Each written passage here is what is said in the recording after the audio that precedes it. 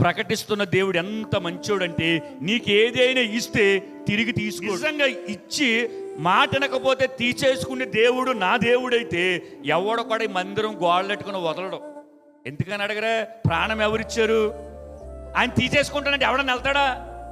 ఒకడు తన దేహమును కాపాడుకోవటానికి సర్వం ఇచ్చేయను కదని అపవాది యోబు గురించి దేవుడి దగ్గర అంటాడు.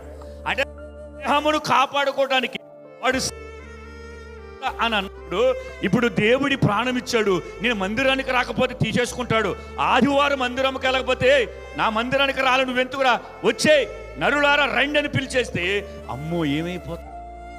మందిరము గోడలెట్టుకుని వదలడు ఎవడం. నీకు ఇచ్చినది ఏదైనా ఆశీర్వాదాన్ని ఆయన ఈజీగా తీసేసుకోవచ్చు. తెలుసా విషయం? నువ్వు పొందుకున్నదే అది ఏదైనా సరే అది వేరొకరి చేతికి వెళ్ళిపోవచ్చు. అలా చేయడు. అందుకే మనుషులకి ధైర్యం ఏంటి తెలుసా? ఆయన ఇచ్చేవాడు తప్ప తీసుకునేవాడు కాదంటారు. మనం